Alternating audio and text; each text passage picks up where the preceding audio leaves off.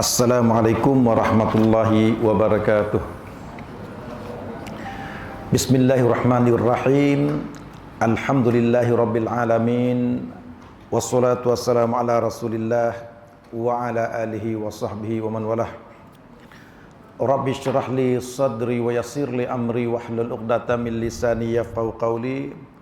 Subhanaka la ilma lana illa ma 'allamtana innaka antal alimul hakim. Allahumma ij'al jam'ana hadza jam'an marhuman wa tafarruqana min ba'di hadza tafarruqi ma'suman.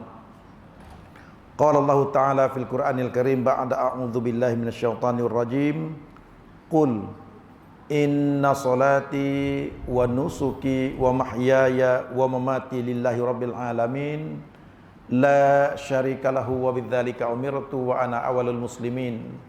Wa qala Rasulullah sallallahu alaihi wasallam wa huwa as-sadiqul masduq kullu ummati yadkhuluna al-jannah illa man aba. Qila man ya'ba ya Rasulullah? Qala man ata'ani dakhala al-jannah wa man asani faqad aba aw kama qala. Yang kita muliakan Tuan Haji Ismail bin Razali, pengerusi jawatan kuasa pengurusan Masjid Darussalam Kampung Baru beserta dengan seluruh ahli jawatan kuasa pengurusan masjid. Yang saya muliakan barisan para imam, petugas-petugas masjid serta sukarelawan masjid. Seterusnya tuan-tuan, puan-puan, muslimin, muslimat rahimakumullah. Alhamdulillah wa syukrulillah, pertama dan selamanya kita merafakkan puji syukur kehadirat Allah Subhanahu wa taala di atas pelbagai nikmat yang tidak putus-putus Allah Subhanahu wa taala berikan, anugerahkan kepada kita, yang mudah-mudahan mampu untuk kita syukuri, dan mudah-mudahan Allah Subhanahu wa taala terus memberi hidayahnya kepada kita sehingga dengan hidayah itu kita mampu untuk menerjemahkan rasa bersyukur yang ada dalam hati kita untuk terus melakukan amal-amal soleh, amal-amal ibadah, ataupun melakukan ketaatan kepada Allah Subhanahu wa taala di sepanjang kehidupan kita, sehinggalah cepat dan lambat kita dipanggil pulang oleh Allah Subhanahu wa taala. Insyaallah kita meneruskan perkongsian kita, pembicaraan kita seputar tajuk 40 nasihat terbaik penyubur iman daripada Al-Fadil Ustaz Datuk Abu Hasan Din Al-Hafiz. Jadi mudah-mudahan setiap kali kita membicarakan hasil karya beliau, kita mendapat pahala, panduan dan motivasi dari apa yang kita kongsikan, yang kita dengar, dan mudah-mudahan pahala ilmu yang bermanfaat dapat diraih oleh beliau yang berada di alam barzakh, dan mudah-mudahan kita mampu juga untuk mengikuti kerja buat beliau, yaitu menyampaikan dakwah, menyampaikan kebaikan sewaktu hidup beliau dan sewaktu kita masih lagi diberi peluang hidup oleh Allah Subhanahu wa taala di muka bumi ini. Baik, kita teruskan dengan membaca sebahagian daripada apa yang telah kita kupas di pertemuan yang lepas, yaitu masih lagi terkait dengan musuh utama kita, yaitu iblis ataupun syaitan. Seperti yang saya beritahu di pertemuan-pertemuan yang lepas, walaupun Allah Subhanahu wa taala menyatakan kalau kita melakukan kebaikan kita akan mendapat ganjaran syurga, apabila kita melakukan naudzubillah kejahatan, kita mungkin akan dilempar ke dalam neraka. Dalam konteks kerja buat ataupun amal ibadah yang kita nak lakukan, dalam upaya kita untuk meraih surga Allah Subhanahu wa taala, iblis laknatullah dia tidak memberi laluan mudah kepada kita untuk kita melaluinya. Maknanya, walaupun Allah Subhanahu wa taala telah menunjukkan kepada kita jalan yang lurus untuk kita menuju surga dalam konteks kerja buat kita ataupun amal ibadah kita, tetapi bila kita nak melakukan kebaikan, iblis laknatullah nyasi akan memberi laluan mudah dengan kita. Nya pasti akan melakukan makar kerja jahatnya agar kita tidak mudah untuk melakukan kebaikan, agar kita tidak mudah untuk melakukan kebajikan, agar tidak mudah kita melakukan ibadah, agar tidak mudah kita untuk tunduk dan patuh kepada perintah Allah Subhanahu wa taala. Ini sesuai dengan ikrarnya, ini sesuai dengan janjinya, ini sesuai dengan permintaan iblis kepada Allah Subhanahu wa taala sewaktu iblis dihalau daripada syurga. Apabila iblis mengetahui bahawa dia dilaknat oleh Allah Subhanahu wa taala, dihalau daripada syurga dan dijanjikan kekal di dalam neraka, nya minta dengan Allah Subhanahu wa taala agar ditangguhkan. Iblis minta dengan Allah Subhanahu wa taala agar ditangguhkan, maksudnya seperti yang kita sedia maklum, nya minta hidup lama sampai ke akhir zaman, sampai ke hari kiamat. Dan silanya sibukan kita dah tahu tujuannya adalah untuk mencari, untuk mengumpul sebanyak mungkin pengikut-pengikut untuk sama-sama masuk ke dalam neraka. Nya si mau masuk sorang-sorang.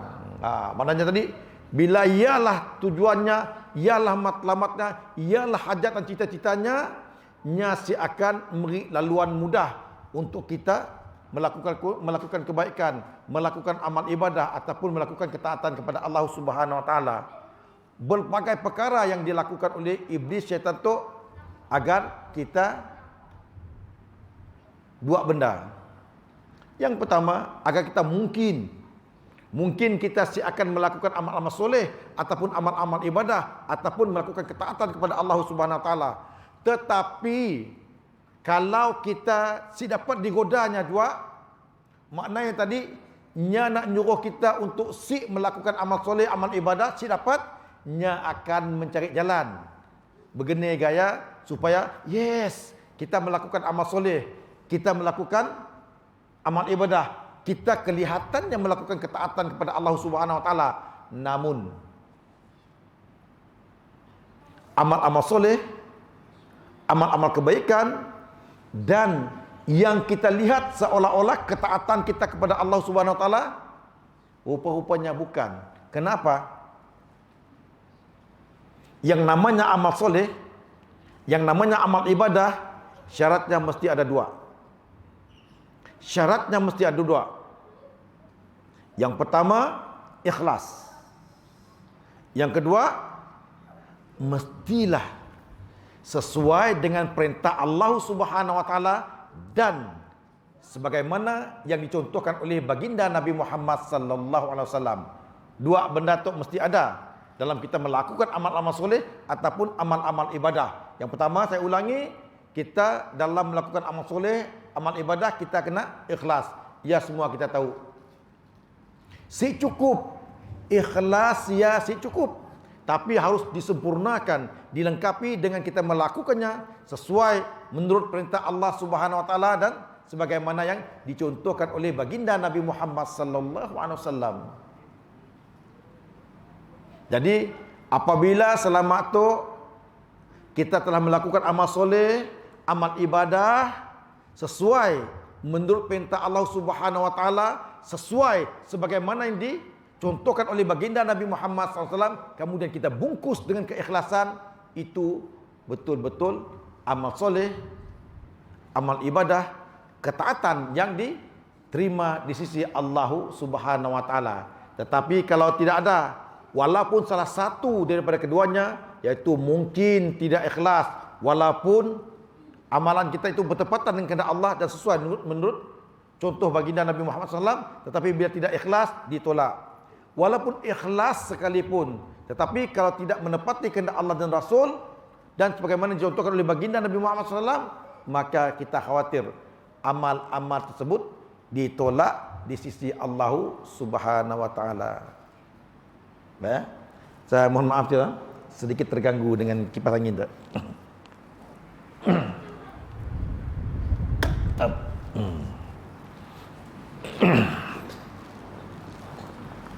Baik, muslimin muslimat rahimakumullah. Disebutkan di sini kita cepat lupa dan mudah tergoda dengan musuh utama, yaitu syaitan yang dilaknat Allah. Makhluk ciptaan Allah ini telah bersumpah untuk menggoda dan menghalang anak cucu Adam dari depan, dari belakang, dari kiri dan kanan, agar mereka terpesong daripada mengikuti jalannya yang lurus. Jalannya yang lurus maksudnya jalan Allah Subhanahu wa taala yang lurus. Seperti yang saya katakan tadi, Allah Subhanahu wa taala memberi, menyediakan, mengadakan jalan yang lurus kepada anak-anak Adam untuk diikuti, untuk menuju kepada surga Allah Subhanahu wa taala, namun kita tidak diberi laluan mudah untuk menuju ke destinasi kita. Ada sebagian daripada kita disebutkan di sini, mereka sentiasa ingat bahwa jalan yang lurus ini pasti ada ujian, pasti ada halangan, pasti ada mihnah. Sebahagian daripada kita ingat bahwa pasti ada gangguan-gangguan dalam perjalanan menuju surga Allah Subhanahu wa taala. Tetapi disebut juga di sini ada di kalangan kita yang lupa, yang terlupa, yang lalai, yang mencuaikan halangan-halangan, benturan-benturan yang menunggu di sepanjang jalan untuk menuju ke surga Allah Subhanahu wa taala. Saya ulangi, makhluk ciptaan Allah ini telah bersumpah untuk menggoda dan menghalang anak cucu Adam dari depan, belakang, kiri dan kanan, agar mereka terpesong daripada mengikuti jalannya yang lurus. Kita tengok apa maksudnya. Disebutkan di sini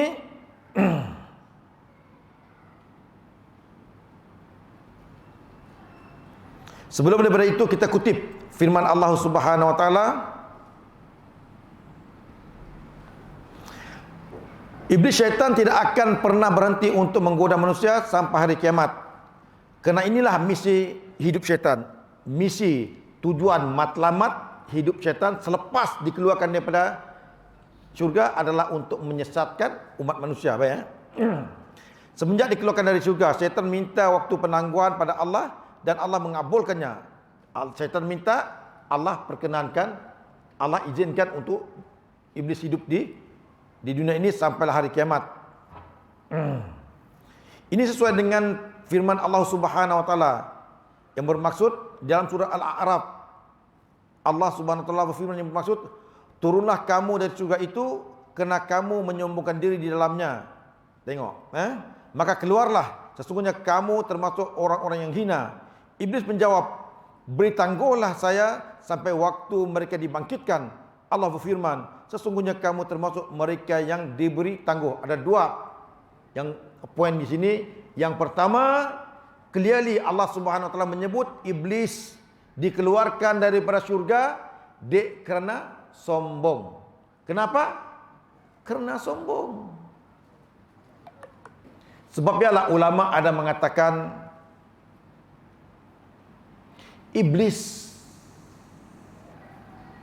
sombong wajar. Patut iblis sombong sebab nya pernah berada satu kedudukan yang mulia di sisi Allah Subhanahu wa taala dengan menjadi di antara makhluk yang berilmu, makhluk yang pernah melihat syurga, pernah melihat neraka. Hebat si hebat, pernah nangga syurga, pernah nangga neraka, bahkan pernah berkelakar dengan Allah Subhanahu wa taala. Bercakap, bersembahlah kita dengan Allah Subhanahu wa taala. Patutnya sombong. Kita sebagai makhluk, sebagai manusia, si pernah pun nangga syurga, Si pernah pun nangga neraka, si pernah pun nangga berkelakar dengan Allah Subhanahu wa taala, sombong juga. Sombong juga. Baru berkawan dengan pengerusi lalu aksen. Berkawan dengan kekel lalu aksen. Berkawan dengan penghulu lalu aksen. Apa lagi? Aku dengan YB macam tu. Baru dengan YB. Lalu sombong. Tok dah nangga syurga, dah nangga neraka, bercakap dengan Allah. Wajarlah sikit sombong. Aduh. Kita bukan siapa-siapa dalam dunia tu. Sombong juga. Apa yang melayakkan kita untuk sombong? Si ada. Disebut satu persatu apa yang ada dalam diri kita, memang kita si layak untuk sombong. Baik, okey. Iblis menjawab, "Kerana engkau telah menghukum saya sesat, saya benar-benar akan menghalang-halangi mereka dari jalan engkau yang lurus." Maksudnya tu ikrar, janji, komitmen iblis. Okey, alang-alang aku tu dah cup jahit, biar aku jadi jahit habis. Nyapa? Nya berikrar untuk menyesatkan Bani Adam, anak-anak Adam. Baik.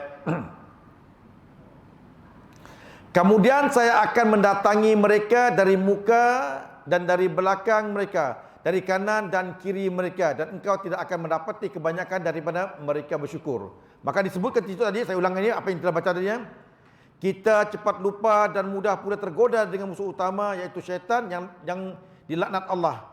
Makhluk ciptaan Allah ini telah bersumpah untuk menggoda dan menghalang anak cucu Adam dari depan, belakang, kiri dan kanan agar mereka terpesong daripada mengikuti jalannya yang lurus. Jalannya yang lurus maksudnya jalan yang ditetapkan oleh Allah Subhanahu wa taala yang lurus. Maka di situ Iblis pun menjawab, "Kemudian saya akan mendatangi mereka dari muka, dari belakang dan dari kanan dan kiri mereka, dan engkau tidak akan mendapati kebanyakan mereka bersyukur," yaitu taat. Kita tengok ikrar, bersungguh-sungguhnya iblis bertekad untuk menyesatkan kita. Sebab itu saya katakan tadi, walaupun Allah Subhanahu wa taala menyediakan kepada kita jalan yang lurus, namun iblis dan kuncu-kuncunya dia tidak memberi jalan yang mudah untuk kita melalui siratal mustaqim, jalan Allah yang lurus. Baik. Apakah yang dimaksudkan dengan tengok serangan daripada depan, daripada belakang, kiri dan kanan? Apakah yang dimaksud dengan serangan-serangan, ataupun apakah yang dimaksudkan dengan iblis mendatangi kita daripada depan, daripada belakang, daripada kiri dan kanan? Okey, baik. Kita tengok di sini ya. Imam Ibnu Katsir rahimahullah taala menjelaskan ayat ini dengan mengutip pendapat dari sahabat mulia Abdullah bin Abbas radhiyallahu anhu. Baik. Siapakah Abdullah bin Abbas? Tu kita kena tak perlu tahu jugalah. Abdullah bin Abbas tu siapa? Baik. Abdullah bin Abbas dia merupakan seorang sahabat baginda Nabi Muhammad SAW yang paling alim, yang paling berilmu, paling alim, paling, kalau dalam bahasa kita lah, paling pandai dalam bab-bab ilmu. Kenapa? Beliau didoakan langsung. Suatu ketika Abdullah bin Abbas didoakan langsung oleh baginda Nabi Muhammad SAW agar mendapat kepahaman ataupun pengetahuan dalam bab beragama. Jadi berkat dan doa baginda Nabi Muhammad SAW dengan izin Allah, maka menjadilah Abdullah bin Abbas sahabat utama yang paling alim, yang paling berilmu, yang paling pandai kata kita lah. Jadi Ibnu Katsir itu yang mengutip kata-kata Abdullah bin Abbas radhiyallahu anhu sebagaimana dijelaskan dalam tafsir Al-Quran Al-Azim. Makna godaan setan dari arah depan ialah makna godaan syaitan dari arah depan ialah syaitan akan menjadikan manusia ragu terhadap kehidupan akhirat. Disebutkan di dalam Al-Quran, syaitan akan mendatangi kita daripada hadapan. Akan mendatangi kita daripada hadapan. Kita akan diserang daripada hadapan. Jadi Ibnu Katsir mengutip pandangan, tafsiran daripada sahabat Abdullah bin Abbas. Maksud syaitan menyerang dari depan adalah, makna godaan syaitan dari arah depan ialah syaitan akan menjadikan manusia ragu terhadap kehidupan akhirat, yang menjadikan kita, anak Adam, yang menjadikan manusia ragu-ragu tentang kehidupan di akhirat, yang menjadikan kita ragu-ragu bahawa selepas kehidupan kita di dunia tu ada kehidupan di akhirat. Kita ragu-ragu. Sebab ialah saya selalu berkelakar, kadang-kadang saya bergurau, jok saya lah. Bila ditanya dengan kita, tengok, percaya sih bahawa selepas kehidupan kita di dunia tu ada kehidupan di akhirat? Percaya sih? Percaya. Percaya sih? Percaya. Apa sebab saya mula macam ya? Mulut kita menyebut percaya, tapi kerja buat kita menunjukkan bahawa kita sih percaya. Mulut kita madah percaya, tetapi kerja buat kita, amalan kita sewaktu di dunia tu seolah-olah menunjukkan bahawa kita tidak percaya bahawa wujudnya kehidupan di akhirat. Sebab apa? Kita mengaku bahawa ada kehidupan di akhirat, tetapi kita tidak mempersiapkan diri kita untuk hidup selepas kehidupan kita di dunia tu. Maknanya tadi, kita tidak mempersiapkan bekalan untuk kehidupan di akhirat. Padahal disebutkan sebelum kita benar-benar berada di akhirat, kita ditransit, kita disinggahkan sementara di mana? Di alam kubur. Di alam kubur adalah merupakan kehidupan yang amat panjang. Panjang. Kita nangkan ini datuk kita dulu tahun 50-an, 60-an, udah tinggal sampai kini tu menunggu hari kebangkitan berapa lama? Ya baru tahun 50-an, 60-an. Yang ratus tahun, ribu tahun lagi yang telah meninggal dunia di alam kubur. Dan apabila kita berada di dalam alam kubur, kita tidak tahu nasib kita macam mana. Kita tidak tahu keadaan kita macam mana. Bukan macam relax di Masjid Darussalam dengan kapetnya subhanallah, dengan ekonnya subhanallah, aus pergi belakang ada air, lapar tidak boleh call food panda. Hantar makanan tu lapar kami dengar ceramah tu. Boleh call food panda, lapar. Tapi di dalam kubur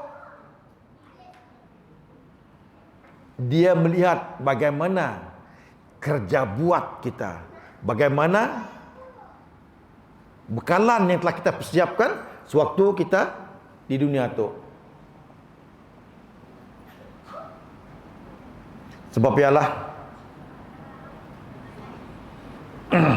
yang boleh menolong kita di alam kubur kelak, seperti yang kita sedia maklum, ada 3. Yang pertama apa? Sedekah jariah. Sedekah jariah. Yang kedua, ilmu yang bermanfaat. Yang ketiga, anak soleh yang mendoakan.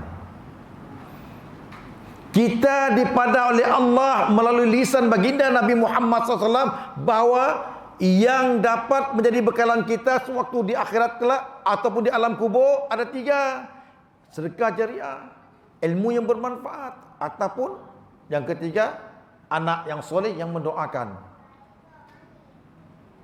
Kita apabila ditanya, percayakah ketiga-tiga benda tu boleh menolong kita di alam kubur?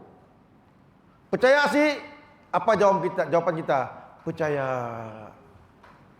Saya selalu menggunakan isyarat macam ni. Percaya sih? Percaya. Mulut nyebut percaya, tetapi praktikalnya sih kita sih peduli pun tentang sedekah jariah kita. Bila kali terakhir sedekah kita? Bila kali terakhir kita bersedekah? Especially sedekah jariah. Bila? Kita yakin sedekah jariah ya boleh menyelamatkan kita di alam kubur, boleh menjadi bekalan kita di alam barzakh. Tetapi bagaimana sikap kita terhadap sedekah jariah ya? Kita mula sih. Kita pun tak tahulah. Yang kedua, ilmu yang bermanfaat. Bila disebut sebagai ilmu yang bermanfaat, maka ulama menyebut faqidus syai' la yu'ti. Kata-kata tu anak-anak kena dengar betul-betul lah. Faqidus syai' la yu'ti. Maksudnya orang yang tidak memiliki apa-apa nyasi akan mampu memberi apa-apa. Faqidus syai' la yu'ti. Orang yang tidak memiliki apa-apa, dia tidak akan mampu untuk memberi apa-apa. Orang yang tidak ada ilmu, mampu sih beri ilmu? Sih. Orang yang si ada ilmu, dia akan mampu beri ilmu.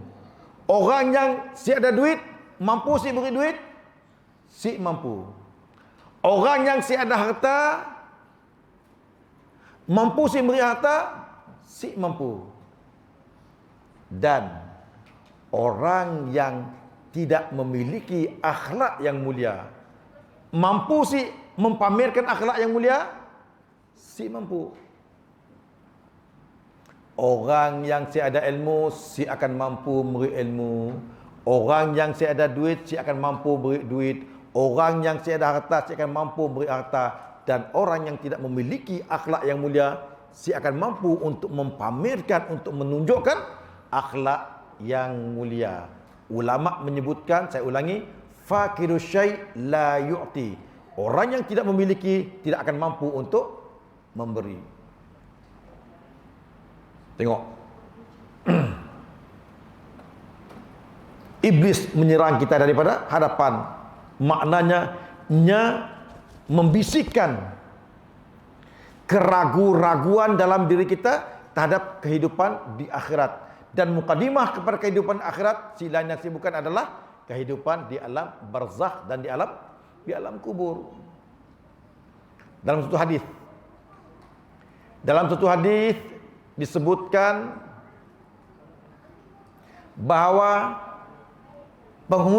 sebahagian daripada penghuni kubur merayu-rayu memohon kepada Allah Subhanahu wa taala agar dihidupkan kembali meskipun sekejap, meskipun sebentar.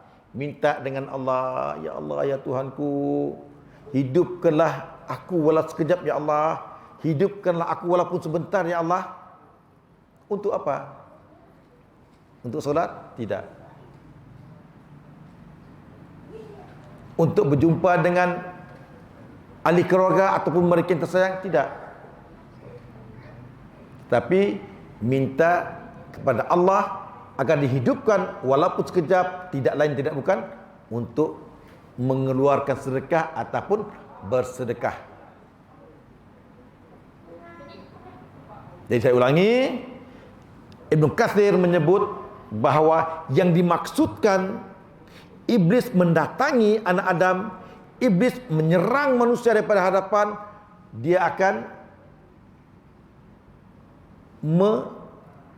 membisikkan keraguan-raguan kepada anak Adam, kepada manusia tentang kehidupan di alam akhirat, sehingga kita mungkin tidak tahu, sehingga kita mungkin lupa, sehingga mungkin cuai dan lalai dan alpa, sehingga masa berlalu dalam kehidupan kita di dunia itu, tetapi kita tidak mempersiapkan yang sepatutnya untuk kehidupan selepas daripada kehidupan di dunia ini, yaitu kehidupan di akhirat yang kekal abadi.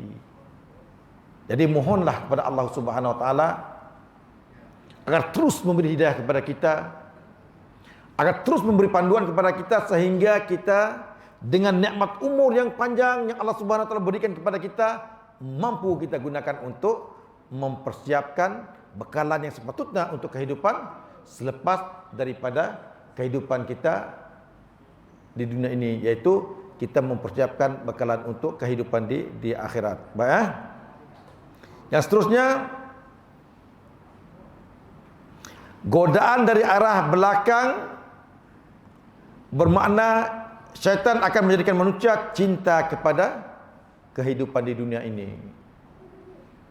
Yang dari depan tadi kita dah tahu bahawa syaitan akan membisikkan dalam hati kita supaya kita menjadi ragu-ragu akan kehidupan di akhirat. Manakala serangan dari belakang pula bermaksud syaitan menanamkan rasa cinta, bahkan terlalu cinta kepada kehidupan di dunia ini. Cinta kepada dunia wajar, boleh, memang dibenarkan. Tetapi terlalu cinta kepada dunia itu akan menjadikan masalah kepada kita. Saya ulangi, cinta kepada dunia wajib. Cinta kepada dunia wajib. Tapi terlalu cinta kepada dunia itu yang tidak boleh. Apa maksud saya cinta kepada dunia wajib? Kita cinta kepada kedua ibu bapa kita. Patut sih patut, patut. Kita cinta kepada pasangan kita, patut sih patut, patut. Kita cinta kepada anak-anak kita, patut. Kita cinta kepada guru-guru kita, patut. Kita cinta kepada orang yang dekat dengan kita, ahli keluarga kita, patut. Kita cinta kepada pekerjaan kita, patut. Kita cinta kepada kerja buat kita, patut. Tetapi tidak boleh terlalu mencintai semua itu. Dan cinta yang teratas tidak lain dan tidak bukan adalah cinta kepada Allah dan Rasulnya. Cinta kepada ibu bapa boleh, tapi tidak boleh mengatasi cinta kita kepada Allah dan Rasul. Cinta kepada pasangan dan anak-anak boleh, tetapi tidak boleh mengatasi cinta kita kepada Allah dan Rasul. Dan cintalah kepada siapa dan apa juga di dunia ini, namun kecintaan kita kepada apa dan siapa di dunia ini tidak boleh mengatasi cinta kita kepada Allah dan Rasul. Kerana kita khawatir kalau kecintaan kita kepada hal-hal keduniaan lebih tinggi daripada kecintaan kita kepada Allah dan Rasulnya, kita khawatir kita meninggalkan perkara-perkara yang sepatutnya demi nak mengejar cinta dunia kita. Saya ulangi, kita mencinta hal-hal keduniaan itu wajar, bahkan wajib. Namun kecintaan itu semua tidak boleh mengatasi kecintaan kita kepada Allah dan Rasulnya. Dan Alhamdulillah, sepanjang saya berada di sini, saya melihat tuan-tuan, puan-puan, semua yang datang ke surau, datang ke masjid, datang ke majlis ilmu, satu saja yang menjadi motivasinya, cinta kepada Allah Subhanahu wa taala, cinta kepada kehidupan akhirat, yaitu syurga Allah Subhanahu wa taala. Dua kita bicarakan pada malam ini, serangan daripada depan dan serangan daripada belakang. Kiri kanan insya-Allah kita bicarakan di minggu-minggu yang akan datang, kalau panjang umur, kalau ada kesempatan. Saya ulangi, Apabila kita mengetahui bahawa kita memiliki musuh yang 24/7. 24/7 maksudnya sepanjang masa berusaha untuk memesongkan kita, menyesatkan kita daripada jalan Allah yang lurus, jalan Allah yang benar, yaitu jalan menuju surga. Maka kita perlulah mengenal siapa musuh kita dan berusaha untuk mengatasi musuh kita. Jangan sebaliknya. Kadang-kadang Profesor Hamka kalau tak silap dalam tafsirnya ada menyebut, kita menyebut lafaz a'udzu billahi minasyaitonir rajim. A'udzu billahi minasyaitonir rajim maksudnya aku mohon perlindungan kepada Allah daripada syaitan yang derjam. Kita minta Allah Subhanahu wa taala melindungi kita daripada syaitan yang derjam. Tetapi at the same time kita maulah perkara-perkara yang disukai oleh syaitan, disukai oleh iblis. Kononnya kita nak minta kepada Allah supaya Allah melindungi kita daripada iblis dan syaitan. Tetapi dalam masa yang sama kita buat perkara-perkara yang disukai, yang dicintai oleh syaitan. Jadi terbalik. Demikian juga dalam konteks kita mengetahui dan memahami syaitan itu sebagai musuh kita, perlu kita mengetahui dan berusaha bagaimana untuk melepaskan diri kita daripada jerat-jerat ataupun perangkap syaitan. Mudah-mudahan kita mampu untuk berada di jalan yang lurus, jalan yang bawa kita kepada surga Allah Subhanahu wa taala. Terima kasih di atas segala perhatian. Mohon maaf di atas segala kekurangan, yang baik dan benar daripada Allah Subhanahu wa taala. Yang kurang jelas, yang kurang sampai maksud penyampaiannya adalah kelemahan sendiri. Mohon maaf dan mohon ampun kepada Allah Subhanahu wa taala. Wallahu alam. Assalamualaikum warahmatullahi wabarakatuh.